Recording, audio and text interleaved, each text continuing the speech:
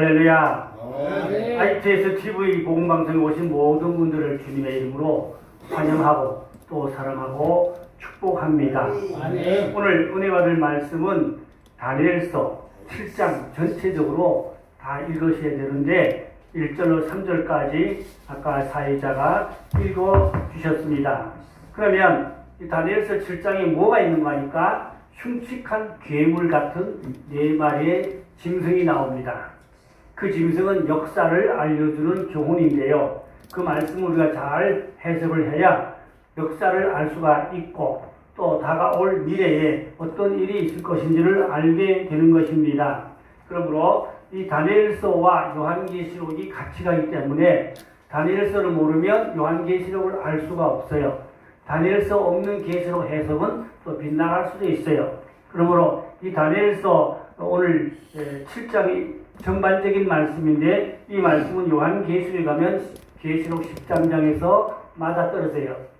그렇게 우리가 성경을 짝을 맞춰서 보면은 역사를 알 수 있고 하나님의 뜻을 더 밝혀 깊이 알게 되는 것입니다. 그래서 다니엘서와 요한계시록이 일치하게 같이 간다는 것을 오늘 말씀을 드리려고 하는 것입니다. 그러면 오늘 다니엘서 7장 1절로 3절을 보니까 하늘에서 네 바람이 큰 이제 바다로 몰려 분다고 했어요.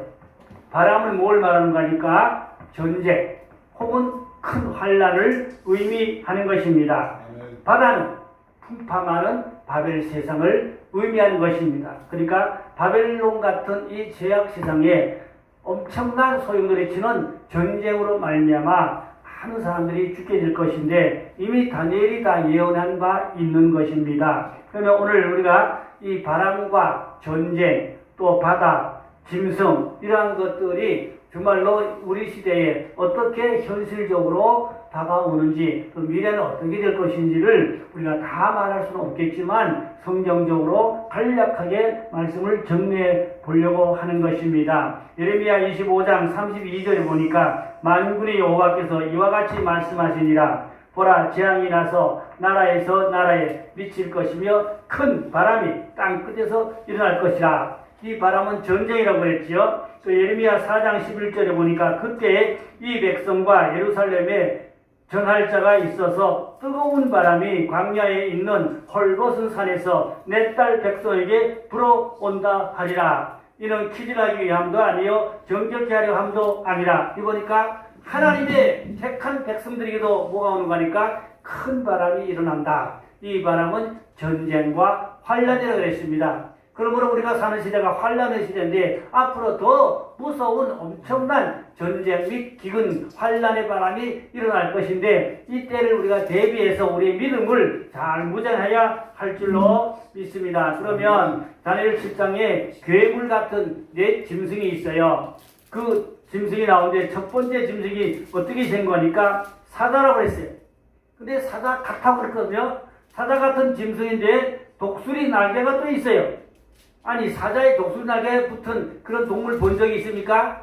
세상에 없지요. 그런데 성경에 보면 이 사자 같은 이 동물의 이제 등에 독수리 날개가 붙어 있다고 했습니다. 그러니까 사자는 지상의 왕으로 용맹스럽고 싸납지요.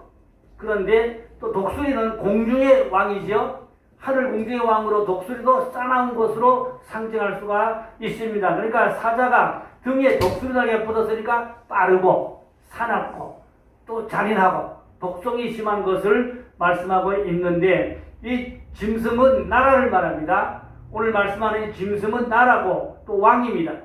그 나라 그 왕을 짐승으로 비유했어요. 다니엘 7장 17절에 보니까 그 네 큰 짐승은 세상에 일어날 네 왕이라고 그랬거든요. 그러면 이 왕이 누구냐? 이 나라가 어느 나라냐? 이것을 우리가 해석을 역사적으로 이미 지나간 과거사이기 때문에 풀어볼 수가 있겠습니다. 근데 사자는 다니엘이 살고 있던 이 바벨론 시대를 말하는 것입니다. 바벨론 시대, 다니엘이 바벨론에 가서 살았잖아요. 이 바벨론이 사자같이 잔인하고 악독하고 싸납고 독수리같이 신속하게 파괴력, 공격력이 심하다. 그 말입니다. 다니엘이 살던 그 시대에 바벨론 왕이 느부갓네살 왕인데 그 당대에는 세계를 제패한 날아가는 새도 떨어진다고 하는 그러한 세계를 제패한 초강대국으로 세상을 다 집어삼키고 그러한 이제 힘을 과시했던 것입니다. 그런데 날개가 뽑혔고, 이 말은 사자의 날개가 뽑혔던 말은 힘을 잃었다는 얘기죠. 과시하던 그 강력한 힘을 잃어버렸다. 그렇게 볼 수가 있겠습니다. 사자가 강하고 싸나운데 날개까지 달렸으니까 얼마나 속도가 빠른 잔인성, 악독성을 말하는데 이것은 바벨론의 힘, 바벨론이 과시하는 그러한 힘을 의미한다고 볼 수가 있습니다. 이 말씀은 주전 600여 년 전에 가장 번성한 바벨론 나라를 상징하고 있습니다. 빠른 속도로 세상을 점령한다는 그런 뜻을 가지고 있습니다. 그런가 하면 바벨론의 왕궁 양쪽 문 옆에는 이 사자가 날개 붙은, 독수 날개 붙은 그러한 형상을 문 좌우에다 만들어 세워 놓았다고 합니다. 그렇게 자기네들은 사자같이 독수리같이 강력한 힘을 가진 것이라고 그렇게 과시를 하였던 것입니다. 예레미야 48장 40절에 보니까 이는 여호와의 말씀이니라. 보라, 그가 독수리같이 날아와서 모압 위에 그의 날개를 펴리라. 그러니까 바벨론이 독수리같이 날아서 모압을 잡아먹는다. 모압을 삼킨다. 그렇게 말씀을 우리가 풀이할 수가 있겠습니다. 그런데 강성대국도 언젠가 이제 쇠퇴기가 있고 이제 무너질 때가 있는 것입니다. 그러므로 이 바벨론이 계속 가는 거 아닙니다. 잠시 잠깐 그렇게 힘을 과시하고 초강대국으로 세상을 제패했지만 바벨론도 전성기가 있는가 하면 쇠퇴기가 있어요. 쇠퇴기가 있다는 말은 그 나라가 무너지게 되면 또 새로운 또 강한 나라가 다시 일어나게 된다는 것을 성경이 말씀하고 있습니다. 그러면 이 강대국은 멸망할 때가 있는데 사람의 마음을 받았다는 것은 독수리와 같이 사자같이 살았던 이 동물이 사람같이 됐던 말은 사람은 도덕성이 있고 윤리가 있고 그래도 하나님의 형상을 닮은 것을 사람으로 말할 수 있거든요. 그러니까 바벨론이 그렇게 독하고 악하지만 본연의 자세로 태도로 돌아간다는 것을 의미하는데 그것은 다니엘서 4장 34절에 보니까 느부갓네살 왕을 보면 알아요. 느부갓네살 왕이 엄청 교만하고 예루살렘 성전을 파괴하고 거기서 기물을 갖다가 신전에 갖다 놓고 그랬는데 이 하나님께서 이 느부갓네살 왕을 징계하니까 어떻게 됐습니까? 짐승처럼 들에 나가서 7년 동안 풀을 뜯어먹고 이슬을 받고 동물처럼 들어가서 7년을 살았어요. 그런데 느부갓네살 왕이 본 마음이 돌아왔어요. 하나님의 손길을 깨닫고 하나님의 섭리를 깨닫고 자기의 교만과 잘못을 뉘우치고 돌이켜서 본연의 마음으로 정상적인 마음으로 돌이켰어요.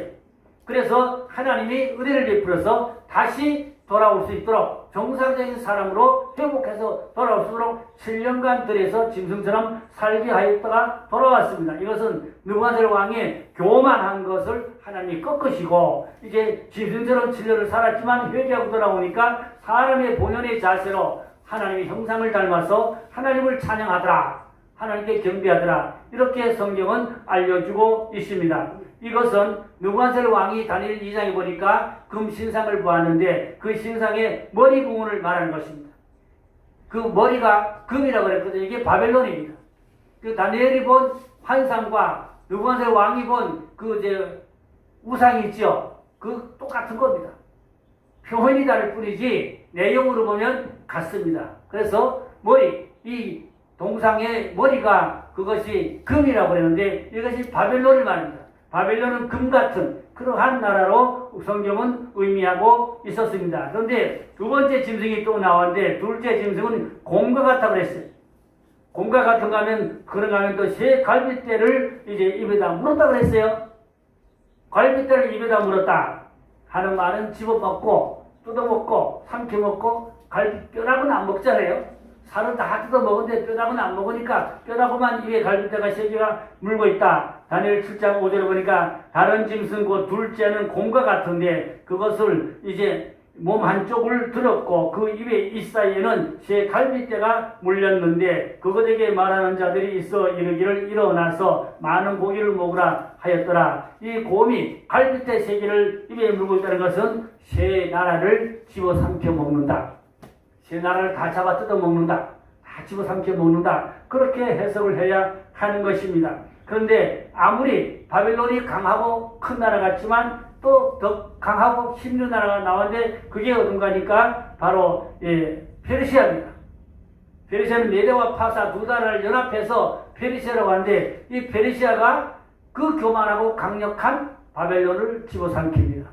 바벨론이 그렇게 함락되고 무너지고 말고 페르시아가 온 세상을 제패하고 다스리는 그러한 새로운 왕국으로 등장하게 되는 것입니다. 그러니까 아무리 교만하고 잘났고 큰 척하고 빵빵거리도 그 한때입니다. 반드시 하나님은 심판하고 무너뜨려진다는 것을 볼 수가 있겠습니다. 다니엘 5장 30절 31절을 보니까 그날 밤에 갈대아 왕 벨사살이 죽임을 당하였고 메대 사람 다리오가 나라를 얻었는데 그때 다리오는 62세였다고 했어요. 그러니까 메대 왕 다리오가 왕이 됐지만 그 지도력이 약하고 또 리더십이 약하고 그래서 2년밖에 못하고 하야합니다. 그 다음에 누가 등장하는가 하니까 우리가 잘 아는 고레스가 등장합니다. 고레스가 페르시아의 왕으로 강력한 리더십과 그러한 이제 다스리는 권세를 가지고 이제 페르시아를 지배하고 온 세상을 제패하는 그러한 힘을 과시하게 되는 것이며 또 이 곰의 입에다가 갈빗대 3개를 물었다고 아까 말씀드렸는데 이것은 바벨론을 삼켰죠. 이집트를 삼키고 리비아를 삼키고 3개국을 삼켜먹고 갈빗대를 이빨을 3개 물었다 하는 것이 정확하게 역사적으로 이것이 그렇게 증명하고 있는 것입니다. 느부갓네살 왕이 본 환상 중에 가슴과 두 팔이 은이라고 하는데 이것을 페르시아로 보는 것으로 그렇게 해석하고 있습니다. 그 다음 세 번째는 짐승은 표범과 같다고 했어요. 다니엘 7장 6절에 보니까 그 후에 내가 또 본즉 다른 짐승 표범과 같은 것이 있는데 그 등에는 새의 날개가 4시 있고 그 짐승에는 머리가 4시 있으며 권세를 받더라. 표범이 말이죠. 날개가 4개가 있고 머리가 4개가 있고 이런 흉곽한 괴물이 또 어디에 있겠습니까? 한번 상상해 보세요. 이미 어떤 책에는 그런 그림이 다 나와 있어요. 성경이 있는 대로 그림을 다 그려놓은 것들이 책에 많이 볼 수가 있겠습니다. 그러면 이 페르시아가 날개가 4개가 붙었다. 4나라를 점령한다 그 말입니다. 4개 나라를 점령한다. 또 그리고 4세 왕이 나오게 된다 하는 것입니다. 그래서 이제 이 표범 같은 나라가 바로 헬라 나라입니다. 헬라가 어디를 집어먹으니까 그 강력한 페르시아를 집어먹어요. 페르시아를 집어먹고 페르시아가 함락되고 무너집니다. 그리고 헬라가 이제는 세상을 지배하고 헬라가 이스라엘도 지배하고 그래서 이스라엘에 쳐들어와서 성전에다가 돼지대가리 갖다 놓고 제사 지내고 그렇게 하나님을 모독하고 성전 안에서 불을 피고 그 성전이 다 시커멓게 끄시고 이런 일들이 있었습니다. 그러므로 하나님을 잘못 섬기면 성전도 우상의 제단이 되어버리는 그런 역사가 이스라엘에 정말로 있었던 것을 그걸 수전절이야 회복할 때 수전절이라고 그렇게 성경은 알려주고 있습니다. 그런가 하면 알렉산더가 20대 초반에 헬라의 왕이 되어서 세상을 다 제패하고 장악하고 더 이상 정복할 것이 없어서 탄식하고 울었다는 이야기가 있는데 이는 33살에 죽습니다. 짧은 인생으로 마무리하고 그다음에 안티니우스라고 하는 왕이 이제 그 나라를 헬라를 지배하게 됩니다. 그런가 하면 또 4장군들이 일어나서 안티니우스 왕을 죽여버리고 그리고 4나라로 쪼개서 4등분해서 저들이 지배하고 다스리는 그런 일이 일어나게 되는 것입니다. 그래서 이것은 느부갓네살 왕이 본 신상 중에 배와 넓적다리인데 이것을 노수로 표현했고 헬라 나라로 그렇게 표현을 했던 것입니다. 그 다음에 4번째 아주 중요한 짐승이 나오는데 이 짐승은 이름이 없어요.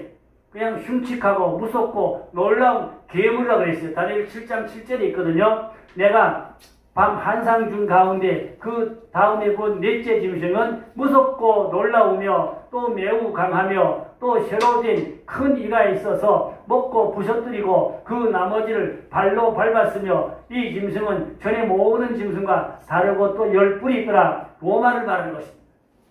헬라가 제 아무리 강한 나라 같지만 또 로마가 일어나서 헬라를 또 무너뜨리고 헬라를 삼켜먹게 되는 것입니다.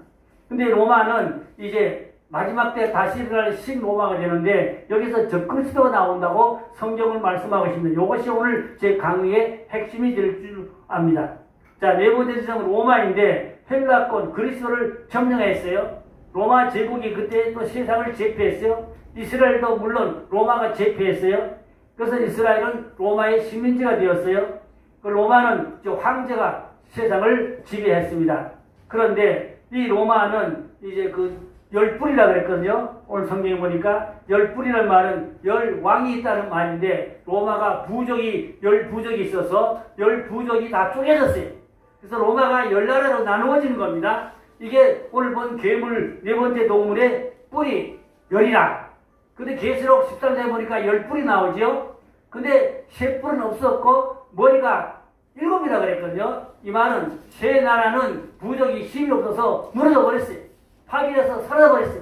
결국은 10나라가 7나라로 이제 자리가 잡히게 됩니다. 이것이 계시록 14장에 나오는 이제 10뿔이요 7머리다. 그렇게 정확하게 다니엘서와 계시록이 일치하게 맞춰지는 것을 알게 되는 것입니다. 자, 그러면 이제 하나님께서 각 나라를 그때 쓰시고 또 심판하고 무너뜨리고 새 나라를 세워서 새 일꾼을 통하여 새 역사를 이루어가는 것을 알게 되는데 오늘 중요한 문제는 네 번째 나라에서 뭐가 나온다고 그랬죠? 적 그리스도가 나옵니다. 다니엘 7장 25절에 보니까 그가 장차 지극히 높으신 이를 말로 대적하며 또 지극히 높으신 이의 성도를 괴롭게 할 것이며 그가 또 때와 법을 고치고자 할 것이며 성도들은 그의 손에 붙임받아 한 때와 두 때와 반 때를 지나리라. 이거 보니까 로마에서 적그리스도가 나옵니다. 성도를 괴롭힙니다. 그리고 법을 변개한다. 하나님의 법을 바꾸어서 인본적으로 사람의 법으로 바꿉니다. 그게 뭐예요? 요즘 말하면 이제 진리를 비진리로 바꾸는 게 뭡니까? 동성연애, WCC 이런 것들이 다 진리를 바꾸는 거거든요. 하나님의 뜻을 거스르는 거거든요. 이게 법을 바꾸는 겁니다. 그 세상 지금은요 악한 법이 자꾸 나와가지고 선량한 사람을 해치고 선량한 사람을 무너뜨리고 죽이고 성도를 핍박하고 이게 마지막 때인 것입니다. 적그리스도가 법을 자꾸 바꾼다고 그랬어요. 이게 어디서 나오냐? 로마에서 나온다고 그랬거든요. 로마에서 이런 적그리스도가 나타나는 이미 성경이 말씀하고 있어요. 그래서 우리가 로마를 잘 보고 이스라엘을 잘 봐야 됩니다. 마지막 때 적그리스도가 어떻게 움직이는 것인가 이것을 우리가 볼 줄 아는 그런 지혜가 필요하겠습니다. 다니엘 7장 25절 신성 모독 하나님을 모독해요. 법을 바꾸어요. 한 때와 두 때와 반 때라고 그랬어요. 한 때는 1년이거든요. 두 때는 2년이고 반 때는 반년이요. 합치면 3년 반. 이게 뭔가니까 7년 대환란 중에 후 3년 반을 적그리스도가 지배하고 통치하는 이 적그리스도가 어디서 나오냐? 로마에서 나온다 이 말입니다. 제 말이 아니에요. 로마서 다니엘서 7장을 잘 보세요. 잘 보세요. 또 계시록 13장을 잘 보세요. 바다에서 짐승이 올라온다고 그랬어요. 이 적그리스도거든요. 바다는 죄 많은 바벨 세상을 말하거든요. 그러니까 우리가 성경을 잘 알면은 시대가 보인다. 적그리스도가 어디서 나온다 알 수가 있습니다. 그러므로 이제 하나님께서 로마를 잠깐 써먹지만 또 로마도 하나님의 엄중한 심판을 받게 되는데 느부갓네살 왕이 본 이 신상 중에 쇠가 이제 종아리와 10발가락이라고 그랬거든요. 10발가락이 로마의 10나라로 분산되는 것을 해석하고 있는 것입니다. 마지막 전세기가 단일 정부가 되면은 세계를 10권역으로 나누어서 분봉왕이 10권역으로 세상을 지배하고 다스리게 되고 거기 수장이 적그리스도가 세상의 왕이 되어서 세상을 지배하고 다스리게 되는데 이 적그리스도가 어디서 나온다고요? 로마에서 나온다. 이건 이미 성경이 정해져 있어요. 그래서 로마에는 누가 있겠어요? 교황이 있잖아요. 교황이 지금은 거짓 선자를 보지만 마지막 때가 끝때가 되면 시기가 되면 적그리스도 둔갑하여서 세상을 지배하게 될 걸로 그렇게 보고 있습니다. 이건 사람의 말이 아니고 성경이 그렇게 되어 있어요. 성경을 알면 성경을 절대 무시할 수가 없지요. 그러므로 다니엘서 이제 2장에 보면 뭐가 또 나오는가 하니까 하나님이 다 심판하고 하나를 세운다고 그랬는데 이것이 뭔가 하니까 돌이 일어나서 우상을 때려 부시고 모든 것을 다 부시고 영원한 산하를 건설한다고 성경은 말씀하고 있어요. 다니엘 2장 35절에 보니까 그때의 시와 진흙과 놋과 은과 금이 다 부서져 여름 타작마당에 겨와 같이 바람에 불려 간 곳 없고 우상을 친 돌이 태산을 이루어 온식에 가득하게 되었더라. 돌은 반석 대신 예수님이 다 우상을 때려부시고 신상을 때려부시고 이런 적그리스도를 때려부시고 새 나라를 하나님의 나라를 이 땅에 건설하게 될 줄로 믿으시기 바랍니다. 그래서 다니엘서 4장 44절에 가면 더 좋은 말씀이 있어요. 이 여러 왕들의 시대에 하늘의 하나님의 한 나라를 세우시니 이것은 영원히 망하지도 아니할 것이요 그 국권이 다른 백성으로 돌아가지도 아니할 것이요 도리어 이 모든 나라를 쳐서 멸망시키고 영원히 설 것이라. 예수 그리스도의 나라가 이 땅에 건설될 줄로 믿습니다. 아멘. 그때까지 성도들은 인내하고 다니엘 같은 신앙과 믿음을 부자하고 죄와 싸워 이기는 그런 신앙을 가져야 할 줄로 믿습니다. 이제 반석에서 예수님이 모든 우상과 미신을 다 부셔버릴 줄로 믿습니다. 지금 북한에 김일성 동상이 42,000개가 있습니다. 전국 각지에 42,000개 동상이 있는데 복음 통일되면 그 동상이 다 박살나고 다 부서질 날이 올 줄로 믿습니다. 궁극적으로 예수님이 이 나라를 지배하고 통치하는 새 나라가 건설되면 모든 우상과 잡신들은 다 부서지고 박살나고 하나님의 의가 하나님의 나라가 이 땅에 굳게 서게 될 줄로 믿습니다.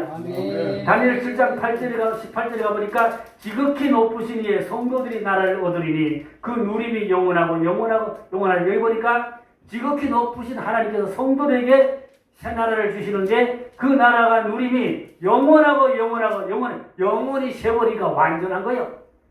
우리 성도들의 나라가 영원히 이루어지게 될 줄로 믿습니다. 그때까지는 선한 싸움 싸우고 달려갈 길을 달리고 믿음을 지켜야 할 줄로 믿습니다. 주여 내가 이 모든 일을 마음에 간직하고 믿음과 기도로 승리하게 하옵소서. 이렇게 우리가 결단하는 기도가 필요한 줄로 믿습니다. 이제 우리는 마지막 때를 바라보며 선한 싸움 잘 싸우는 이기는 자 반열에 서야 하겠습니다. 예수님이 재림하시면 세상을 다 심판합니다. 적그리스도 심판합니다. 바벨 세상을 심판합니다. 그리고 천년왕국 이 땅에 지상천국 새나라를 건설하게 될 줄로 믿습니다. 우리는 소망 가운데 믿음을 굳세게 싸우고 달려가는 성도가 되어야 하겠습니다. 결론으로 세상 나라는 큰 성 바벨론 나라입니다. 주님께서 다 심판하고 천년왕국을 세우실 것인데 우리 성도들은 끝까지 싸워 이기고 다니엘의 영성을 무자하고 재림의 주님을 영접해서 천년왕국에 들어가면 제사장으로 왕노릇할 수 있는 그러한 믿음의 승리자가 되기를 주님의 이름으로 축원합니다. 할렐루야. 기도합니다. 하나님 아버지, 세상 나라는 바벨 나라입니다. 바벨 심판을 받습니다. 하나님께서 세상을 돌로 심판한다고 했습니다. 영원한 나라가 이 땅에 건설될 줄로 믿습니다. 지금은 성도들이 고난당하고 핍박당하고 그렇지만 이길 수 있는 믿음 주옵소서. 극부에 나갈 수 있는 인내력을 주옵소서. 세상을 이길 굳센 믿음 강하고 담대한 여호수아 같은 신앙을 주시옵소서. 다시 오실 주님을 맞이하고 영접할 수 있는 믿음 되게 하여 주시옵소서. 그리고 첫째 벌에 참여하게 하시고 천년왕국에 들어가면 주님과 더불어 제사장으로 왕노릇할 수 있는 그러한 의의 일꾼들 복음의 군사들 되게 하여 주시옵소서. 오늘 ITS 이 복음바다에 들어오신 모든 분들이 다 왕권을 받아서 천년왕국의 주인공 되게 축복하여 주시옵소서. 우상과 미신과 죄악을 이겨나갈 수 있는 강하고 담대한 굳센 믿음 축복하여 주시옵소서. 믿고 감사하며 곧다시 오실 왕 우리 주 예수 그리스도의 이름으로 기도 올려싸옵나이다. 아멘.